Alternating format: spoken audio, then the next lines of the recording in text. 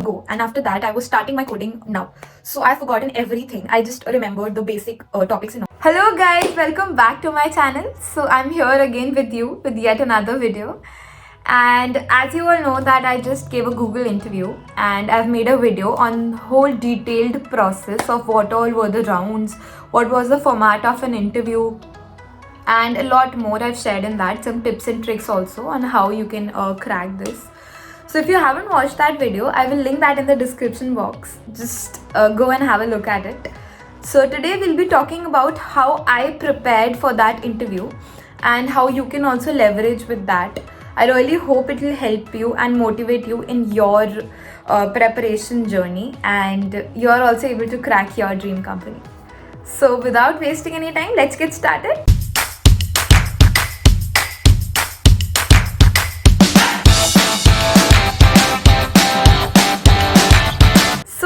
Guys, like there was a huge gap for me in coding. I coded for like one and a half ago, and after that I was starting my coding now.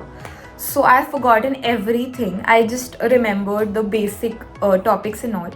So what I did was I first took a notebook and made a list of all the topics which are there in DSA, Algo, and all of that important topics. Then I started solving questions from Lead Code, from Interview Bit, from Geeks for Geeks. I checked out the sheets of previously asked questions in Google interviews, and also like I did some mostly asked questions and all of that practiced basically. I also referred to some sheets on Google, like many other YouTubers have shared their sheets, so I searched from questions from there also. And like I made one sheet of myself also in Excel.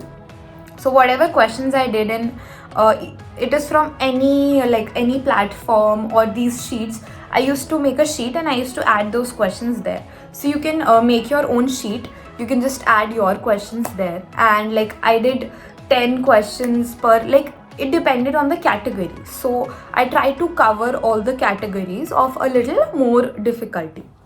So after that, I came to know that, okay, this is my strong topics and this is my weak topics.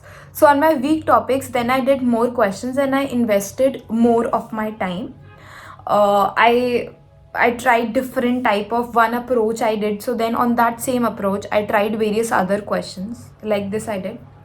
Also in that sheet, whenever I was able to solve the question in the most optimal solution the first time, then I used to tag it as yes, else I used to tag it as no, and then I used to write a hint that whether most optimal solution was not done or I was not able to solve only, or like that. So whenever I was able to solve a question, I used to first go to the discussion section or the submissions tab, and there the most optimal solution, like the person who's 100% better or in 0 MS or the complexity is very better, those solution I used to look, and I used to see that why what my solution is lagging, that is there in this solution. And then I used to make a notebook, and in that I used to write all the questions which the most optimal solution maybe I'm not able to do, or I'm not able to solve the question. So one more thing I did was that whenever like there's a question, okay, I'm solving it, so I used to keep a timer, and it used to be like 15 minutes for some easy medium kind of questions, and 20-25 minutes for medium kind of question, and medium hard it should be 30 to 35 minutes. That's it, not more than this. If I'm not able to solve in this, then I used to look at the solution or maybe hints or anything, and then I tried. So for that also I wrote the solution and hints in my notebook. Whatever a different category or approach it was, I used to write it in my notebook. So what this notebook and sheet helped is, like what all questions, once I've completed the sheet, I've done all the topics, I've covered all the difficulty levels, I've covered, then I'll come back to the sheet, and whichever questions were tagged as no, I'll solve them again. Then whichever gets solved, then those are removed, then the others which are left with no, then I used to solve those questions. So like this the process went. And like there's one thing, so in interview, especially in Google interviews, a question will not never come which you have seen, because Google has its own set of questions, and that is not from any Lead Code, Interview Bit, Code Forces, nothing. But the point is that you will learn basically what are the different categories. You have a more broader thinking while you're giving an interview. Plus you will get like confidence, like you were not able to solve this question before, but next time you're able to solve, help you in cracking that interview. So that helped me a lot. And like lastly, like a few days before my interview, the copy I made, I used to just go through its pages and revise everything, every hint or every question. Okay, this was the question, and kind of this approach we have to follow, this is the way we have to think, that I used to see, so that before the interview some concepts gets revised, and I'm definitely weak in that concepts because I'm not able to solve them. So that helped a lot. Second, the next thing which you can do is you can go and solve contest. So if you watched the previous video, so I've told in that what is the format of the interview process in Google.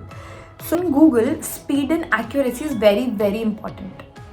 Only DS is asked, but very accurate, optimal solutions they need. So for that, giving contest gives you the habit of working in that fixed time frame and solving difficult questions and competing with people.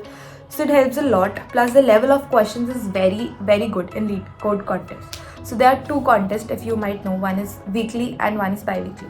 So you can go and solve those contests. It helps a lot.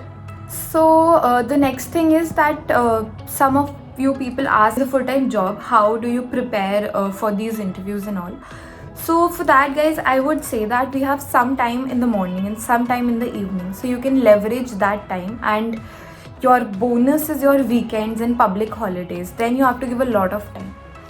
And like in my interview case, if you have watched that video, the interviewer asked me that how much time I require to prepare, and I can give her some tentative date. So you can ask for your time accordingly, and just try to get as much time as you can in your daily routine. And maybe one question you can solve in your lunch break also. It will be hectic, I agree, it will be difficult also at times, but it'll definitely be worth it. And it's just for a short period of time you have to put your efforts, and I know you'll be able to make it. So that was it from my side. Thank you so much, guys, for watching this video. If you have any questions in mind, or you want me to make a video on any topic, you can comment that below. I would love to read your comments. And thank you so much for watching this video. Please like, comment, share and subscribe.